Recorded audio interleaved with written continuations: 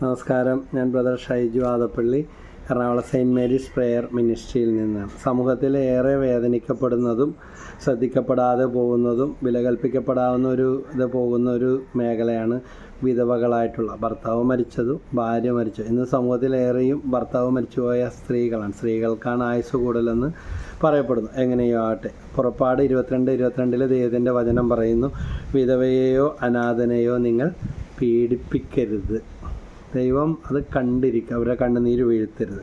വീണ്ടും 1 തിമോത്തി 5:5 പറയുന്നുണ്ട്, ഒരു വിധവ എന്ത് ചെയ്യണം? ഏകാകിനിയായ ഒരു യഥാർത്ഥ വിധവയാകട്ടെ ദൈവത്തിൽ പ്രത്യാശ അർപ്പിച്ചുകൊണ്ട് അപേക്ഷകളിലും പ്രാർത്ഥനകളിലും ദിനരാത്രങ്ങൾ ചിലവഴിക്കുന്നില്ലെങ്കിൽ തലക്ക് ഭ്രാന്ത് പിടിക്കുമെന്ന് പലരും പറയും, ഇങ്ങനെയെങ്കിലും പോകുന്നത് കൊണ്ട്.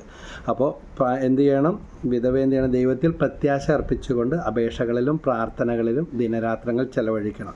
ഇനി വിധവ ആരാണ്? വിധവ കർത്താവിൻ്റെ മണവാട്ടിയാണ്. യെശയ്യാ പ്രവചനം 54:4-5 വാക്യങ്ങളിൽ പറയുന്നുണ്ട്. ഈ വചനം പ്രാർത്ഥിക്കാനാണ് ഞാനിങ്ങനെ ഒരു മെസ്സേജ് ഇടുന്നത്. എനിക്ക് ആരുമില്ല, ആർക്കും വേണ്ട, ഒന്നിനും കൊള്ളത്തില്ല. പണ്ട് സമൂഹത്തിലും കുടുംബത്തിലും ഒക്കെ നമ്മുടെ ശബ്ദമാണ് ഉയർന്നു നിന്നത്. പക്ഷേ നമ്മുടെ ആൾ പോയതോടുകൂടി, അല്ലെങ്കിൽ നമ്മുടെ ഭാര്യ പോയതോടുകൂടി നമ്മുടെ കാര്യം പോക്കായി എന്ന് പറയുന്നവർ ഇന്നും കൂടെ ഒരു അമ്മച്ചി കാണാനായിട്ട് വന്നപ്പോൾ അവരുടെ മുഖത്ത് ആ ദുഃഖത്തിൻ്റെ കരിനിഴൽ അങ്ങനെ കിടക്കുകയാണ്. അപ്പോൾ പുറമേ നിന്ന് നോക്കിയാൽ നല്ല മിനുസമുള്ളതായിട്ട് തോന്നുന്ന അവസ്ഥ. പക്ഷേ പറഞ്ഞു, ആ മക്കളൊന്നും രണ്ടുപേരും അവർ വിദേശത്താണ്, അവരെന്തെങ്കിലും തുച്ഛമായിട്ട് സഹായിക്കും. ഒരു കല്യാണം കഴിക്കാനുള്ള മകളുണ്ട്, അവൾ കഷ്ടി സഹായിക്കുന്നത് കൊണ്ടാണ് ജീവിച്ചു പോകുന്നത്. വളരെ നല്ല നിലയിൽ സമൂഹത്തിൽ ഉന്നത നിലയിൽ ജീവിച്ചതാണ്.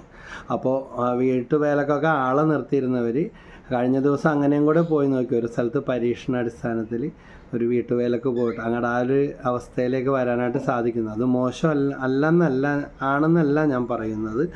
ഏത് ജോലിയും അഭിമാനകരം തന്നെയാണ്. അപ്പോൾ യെശയ്യാ പ്രവചനം 54:4-5 ഭയപ്പെടേണ്ട, നീ ലജ്ജിതയാവുകയില്ല, നീ അപമാനിതയാവുകയില്ല. നിൻ്റെ യൗവനത്തിലെ അപകീർത്തി നീ വിസ്മരിക്കും, വൈധവ്യത്തിലെ നിന്ദനം നീ ഓർക്കുകയില്ല. അപ്പോൾ അവിടെ പറയുന്നത് നിൻ്റെ സ്രഷ്ടാവാണ് നിൻ്റെ ഭർത്താവ്, സൈന്യങ്ങളുടെ കർത്താവ് എന്നാണ് അവിടുത്തെ നാമം. ഇസ്രായേലിൻ്റെ പരിശുദ്ധനാണ് നിൻ്റെ വിമോചകൻ, ഭൂമി മുഴുവൻ്റെയും ദൈവമെന്ന് അവിടുന്ന് വിളിക്കപ്പെടുന്നു. അപ്പോൾ കർത്താവാണ് നിൻ്റെ ഭർത്താവ്, സൈന്യങ്ങളുടെ കർത്താവ് എന്നാണ് അവിടുത്തെ നാമം.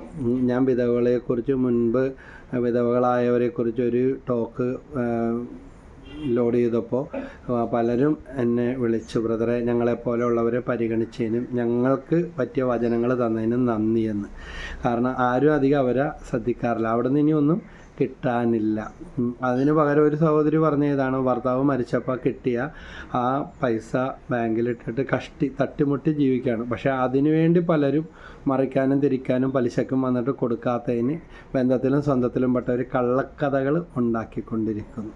അപ്പോൾ ഇങ്ങനെയൊക്കെ പലതരത്തിൽ വേദനകൾ, വേണ്ട പോലെ മനസ്സിലാക്കപ്പെടുന്നില്ല, സ്നേഹിക്കപ്പെടുന്നില്ല, തിരസ്കരിക്കപ്പെടുന്നു, ഇല്ലാ കഥകൾ ഉണ്ടാക്കുന്ന അവസ്ഥ, ഉള്ളത് തട്ടിപ്പറിച്ചെടുക്കുന്ന അവസ്ഥ.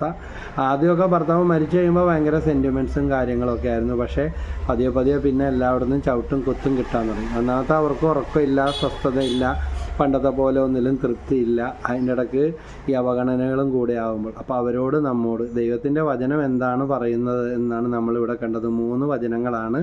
ഒന്ന് പുറപ്പാട് 22:22, രണ്ടാമത്തെ വചനം 1 തിമോത്തി 5:5. അവരെന്ത് ചെയ്യണമെന്ന് പറയുന്നു. അതുകൊണ്ട് ആര് കണ്ടാലും കണ്ടില്ലെങ്കിലും ദൈവം വാക്ക് മാറുകയില്ല. ദൈവം നിങ്ങളുടെ പക്ഷത്തുണ്ട്. ദൈവം ഇന്നിപ്പോൾ ഇങ്ങനൊരു വചനം പോസ്റ്റ് ചെയ്യാൻ തന്നെ ഇടയാക്കുന്നത് തന്നെ ദൈവം നിങ്ങളെ ശ്രദ്ധിച്ചുകൊണ്ട് തന്നെ ഇരിക്കുക, നിങ്ങളെ സ്നേഹിച്ചുകൊണ്ട് തന്നെ ഇരിക്കുകയാണ്.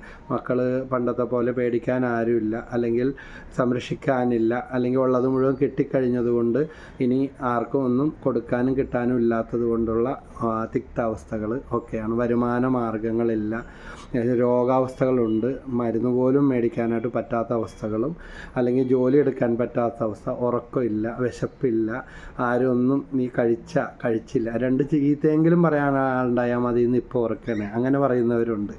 സാരമില്ല, വിഷമിക്കേണ്ട, നിങ്ങൾ കർത്താവിൻ്റെ സ്വത്താണ്, കർത്താവാണ് നിൻ്റെ ഭർത്താവ്. നിങ്ങളെ തൊട്ടാൽ പൊള്ളും. നിങ്ങൾക്ക് വേണ്ടി ബൈബിളിൽ എന്തോരം കാര്യം എത്രയോ തവണയാണ് പറഞ്ഞിരിക്കുന്നത്.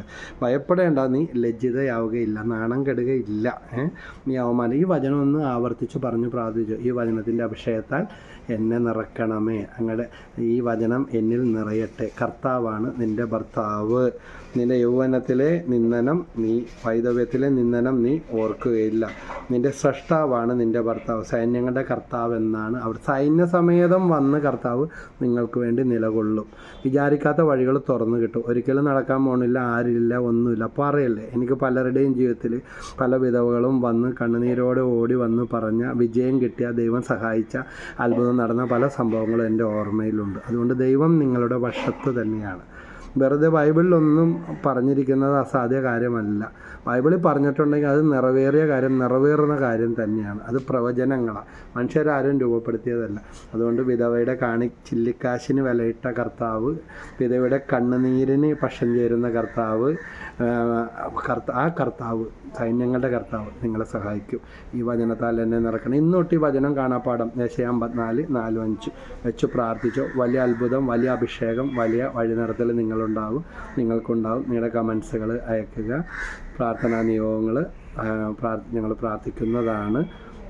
അതുപോലെ ഷെയർ ചെയ്യുകയും സബ്സ്ക്രൈബ് ചെയ്യുകയും സുവിശേഷ പ്രവൃത്തികളിൽ പറ്റുന്നതുപോലെ, പരിശുദ്ധാത്മാവ് പ്രേരിക്കുന്നത് പോലെ പങ്കുചേരുക. ദൈവം എല്ലാവരെയും സമൃദ്ധമായിട്ട് അനുഗ്രഹിക്കട്ടെ. ഈശോ മിശിഹായ്ക്ക് സ്തുതി.